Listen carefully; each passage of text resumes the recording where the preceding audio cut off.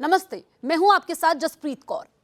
Iran और America के बीच तनाव को 2.5 महीने से ज्यादा हो चुके हैं और स्ट्रेट ऑफ हॉर्मूज की स्थिति अब भी सामान्य नहीं हुई है। इसका असर कच्चे तेल की कीमतों पर पड़ रहा है। तेल कंपनियों ने पेट्रोल और डीजल के दामों में करीब 90 पैसे प्रति लीटर तक का इजाफा किया है। 5 दिनों के भीतर ईंधन की कीमतों में यह दूसरी बढ़ोतरी है, जिससे लोगों की चिंता और बढ़ चुकी है। देश में आम आदमी पर महंगाई की एक और मार पड़ी है। पेट्रोल और डीजल की कीमतों में मंगलवार को फिर से बढ़ोतरी कर दी गई।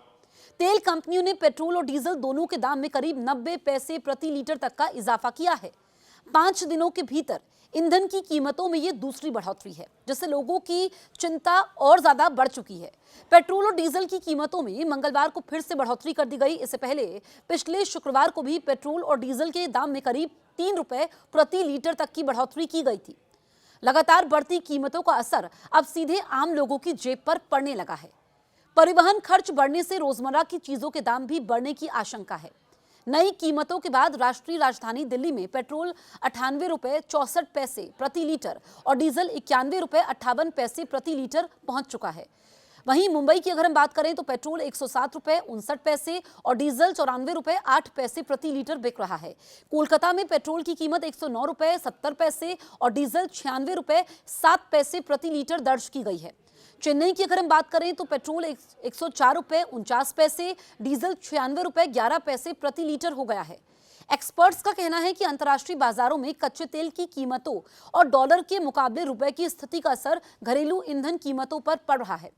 पेट्रोल डीजल महंगा होने से आने वाले दिनों में ट्रांसपोर्टेशन कॉस्ट बढ़ सकती है, जिसका असर सब्जियों, दूध, राशन और अन्य जरूरी सामानों की कीमतों पर भी देखने को मिल सकता है।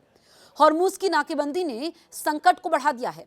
इससे पहले हम देखें तो पेट्रोलियम और प्राकृतिक गैस मंत्रालय की संयुक्त सचिव सुजाता शर्मा ने ईंधन कीमतों में बढ़ोतरी की वजह बताते हुए कहा कि पश्चिम एशिया संकट को 2.5 महीनों से ज्यादा हो चुके हैं और स्ट्रेट ऑफ हॉर्मूज की स्थिति अब भी सामान्य नहीं हुई है।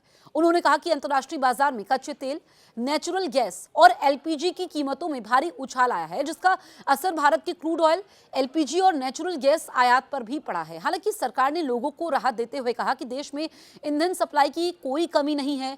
सुजाता शर्मा के मुताबिक सभी रिफाइनरियां सामान्य रूप से काम कर रही हैं और पर्याप्त मात्रा में क्रूड ऑयल का स्टॉक उपलब्ध है। उन्होंने कहा पेट्रोल, डीजल, एलपीजी और नेचुरल गैस का पर्याप्त भंडार मौजूद है। किसी भी पेट्रोल पंप या गैस एजेंसी पर सप्लाई संकट जैसी स्थिति नहीं है।